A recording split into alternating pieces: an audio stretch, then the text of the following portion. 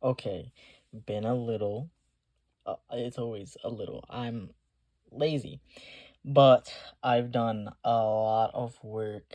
This is one of 6 pages. I'm gonna try and fly through this because I don't want to spend 35 minutes here because that's quite some time. Anyways, the origin, the beginning of it all. Welcome back. This is the origin of Arn Vallis. Year 0 to year 100. This is a more complete timeline, and I've thought about uh enough to basically have these specific eras and periods of time be fleshed out enough. So the gods arrive to a world completely unclean because of primordials having fought each other, and it's a typical story. Primordials are there, they're big, they're basically physical embodiments of natural life. Like there's nature, there's a natural like nature one, there's a water primordial, there's a magma primordial, there's a all sorts of primordials depending on which. And they also created life before humans. Humans weren't the first living beings. They weren't even like the second or third. There was life, but they had a big fight. They grew older. They grew angrier, as family typically does. They grow angry at each other eventually. So the life they did create fled in order to make sure they don't die because the primordials were beginning to hate each other. And then they fought, and then the world got lost in the turmoil, and every single one of them died. But the gods arrive after this massive fight has broken out. I don't know when, probably like 100, 200 years after all that's been messed up. But whatever life is left has adapted to the unclean world. But Arnvalis is just spotty land, magma, water. There's dead primordial bodies, which will be interesting, like interesting scenery. Nature's there. Nature's still prevailing overall. The gods eventually cultivate the land and nature, clean up the magma by putting it around the core of the earth, and leftover energy or magic or whatever from the primordials gets put into the core of Arn Vallis itself. Now magma also becomes volcanoes and deep enough chasms where there's lava at the bottom, and around the core, obviously, like how Earth, there's the crust, there's land, and then there's the mantle, which is magma, and then there's the core. And then life begins to return to the land, all life, and then the gods create more life, obviously, in order to make this world a bit better. And they also start taking up positions as pillars of creation and destruction and life and death, and they find stability. Next comes the Age of Potential, year 100 to year 247. The gods become bored enough that they decide to create sentient, conscious life forms in humans. Kind of. They experiment with different lifespans and features and strength.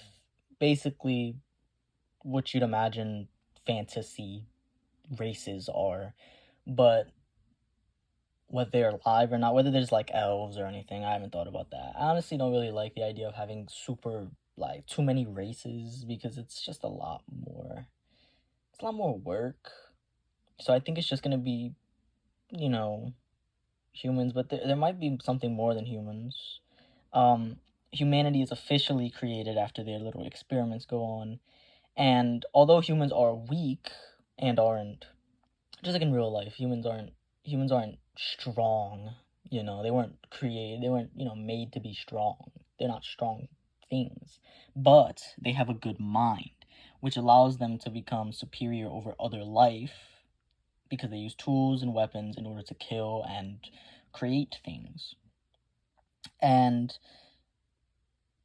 the gods the gods wandered the earth before humans were made, basically just exploring, seeing if there's anything they have to fix up, just wandering it, liking the beauty of it, just chilling.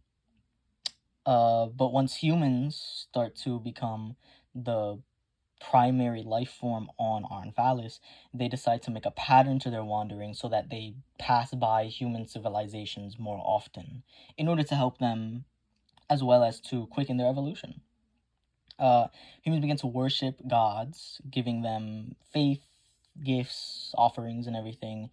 And with the faith, with the prayers, the gods eventually gain more power, which is important, and also a typical thing for fantasy. Prayers and faith give power to divinity. Civilizations are founded. Those civilizations may or may not still be standing. I don't know. I haven't done the kingdoms and stuff yet. Uh, and people only die, like I said before, people only die of certain sickness and natural causes, which means that people aren't really super sad about death because it's a natural thing. It happens naturally. It's what the gods intended. But early stages of conflict begin to start as the Age of Potential comes to a close and the age of, well, the first tier falls, year 247 to year 291. Conflict eventually boils over and all-out war begins between everyone in Arnvalis. It's a bad war, but it happens. A son, not like the son, but like a child, a grown child, a son goes out and joins the war and dies at the hands of another person. The son is named August, an important character. The killer is Solidus, another important character. Why are they important?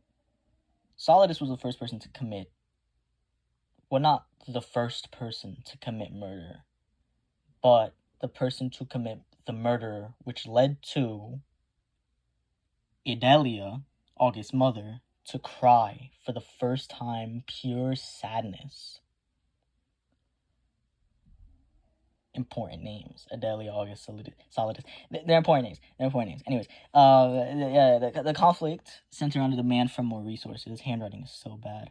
And a hunger for hierarchy. Certain people wanted a hierarchy. I want a high hierarchy. Problem is, not everyone wants to become less than what they feel they are. Not everyone. Nobody wants to feel that way. But some people believe that they're better than others. So they want to be on the top of everything and push others down. And also a demand for more resources, because it's a typical thing with people. They're greedy. They want more resources. They want more money. They want everything. Welcoming and united places don't agree with that side of things. So they fight back, obviously. Brutal. It was very brutal, like pretty much what you expect for a war. And merciless, because they're used to fighting for survival, not fighting amongst themselves. So every time they fight, they're fighting to survive no matter what. They're doing whatever it takes to survive. It's not fighting for a cause as much as it is fighting for you not being killed. That's what a lot of the war was. 1/4 of humanity dies as civilizations fall, and tons of people die, obviously. 1/4 of humanity. That's, I don't know how many people, but 1/4 of humanity. A fraction of the population on Arnvalis dies. And the war ends once leaders of their homeland and gods come together to find a solution because of all the death and destruction that's going on. The gods, again, this is like the first time that the gods involve themselves in a conflict in order to solve it. The beginning of a slippery slope. And then Arnvalis is forever changed. Humanity becomes scarred, and conflict becomes normal. This is the first conflict, the first conflict in general. From now on, conflict will be more common as time goes on. The age of allurement. This used to be the age of divinity, but I changed it to the age of allurement. Went through some year troubles there, but year 302 to 488, relatively decently sized age. The gods notice an excess of power within them due to the faith that humanity has in them. So the prayers eventually lead to an increase in godly power. So the gods, obviously, they want to give back. It's like taxes for some places. You give your money in taxes, and the taxes go back to the people. At least that's what's supposed to happen. And then, so the gods decide to take their excess power and give it back to the people, giving them the ability to use magic. The problem is, I don't like the word magic. It feels weird. I mean, it's not that I don't like it. It's just I know that other people don't like it, and I get influenced by that. I don't want to use the word magic, but there aren't many other alternatives for magic out there. I'll find one, or maybe I'll just use magic itself. I don't know. But basically, this is the beginning of magic. This is when everyone begins to use magic. And the gods mainly do it in order to promote more faith. They're a bit selfish at the beginning, which comes back to bite them a little bit. And humans use that magic, research its capabilities. That's why it's the age of allurement. The magic is very tempting and interesting. They're very fascinated by it. So magic and research become super important. And this is also the time where civilizations grow exponentially and faith rises exponentially. Cities like smithing and enchanting cities, because enchantments are a thing, and also smithing because it's easier now, are founded, as well as cities of tall buildings. Think like a New York or something. But more centered around the beauty rather than the function. I mean, New York isn't really functional, but you know what I mean. And there's also underwater cities, which are gonna be important and interesting during the actual story that I'm planning. And conflicts are still brewing, and become more vile than ever before. Because before, when they had the war, there was no magic, but now there's magic, which leaves possibilities all over the place. Research and the research of magic in itself is incredibly valuable. Entire nations start recruiting smart people to research magic in order to grow the nation's strength, as well as to increase economy and people's hope, people's I can't fucking think. People's hope and their loyalty to the actual nation itself. In some civilizations, mix magic with mechanics, something like a steampunky but with magic.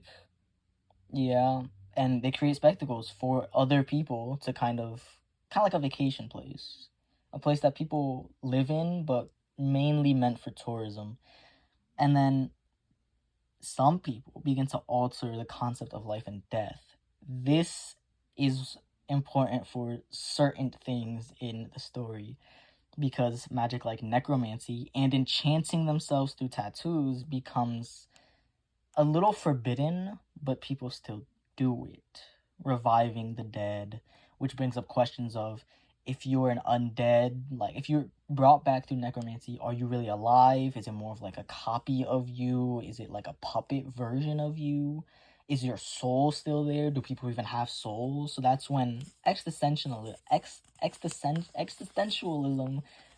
has its thing. The scavenge, the years I'm most excited about. I love the scavenge, but basically, I have a reason for why the sun god ends up dead. Year 488 to 511. The sun god begins to suffer from kindness. Humans keep using magic, making the gods give up more and more power, even bleeding into their own personal power. The sun god, being too nice, gives too much power, leading to their life energy, their life force being taken and them dying. The sun vanishes from the sky. The world is dark, cold, and everyone is just alone. Crops no longer grow. Animals begin to starve. People begin to starve.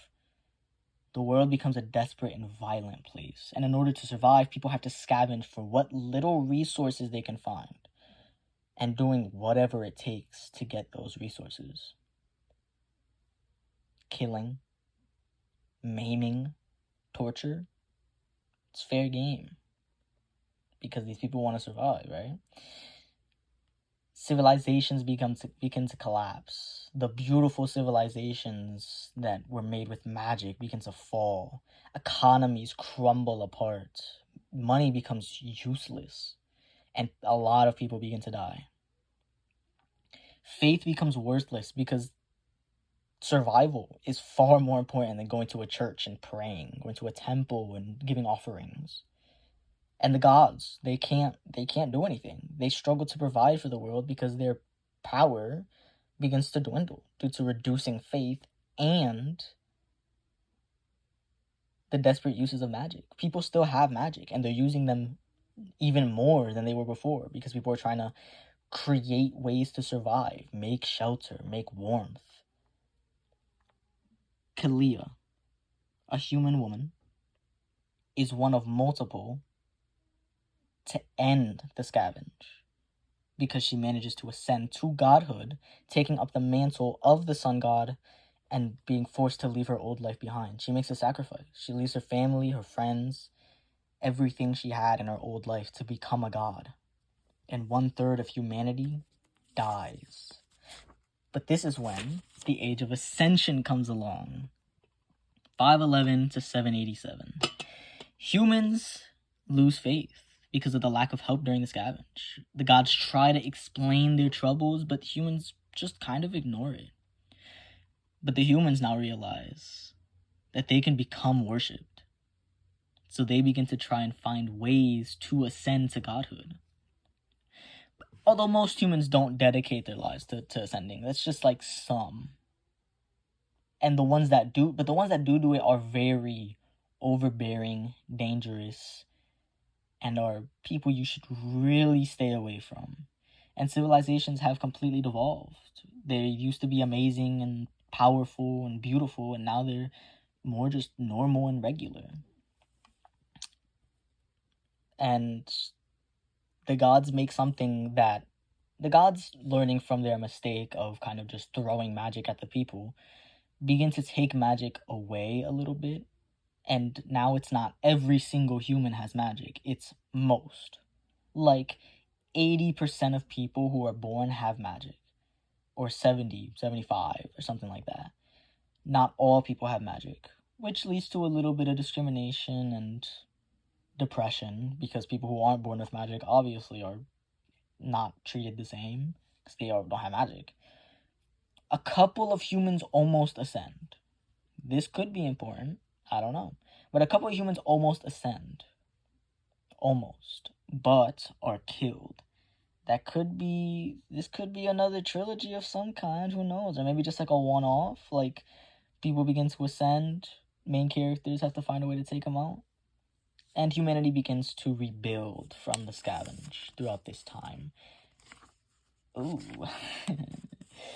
There is more, but I don't want to overstay my welcome. So next time, dive a bit more into the fracture, the gods leaving, and the current age, which is the age of humanity.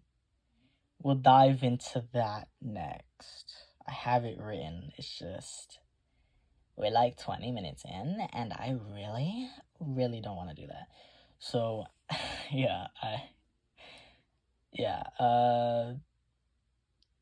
thank you, and have a nice rest of your day. Bye.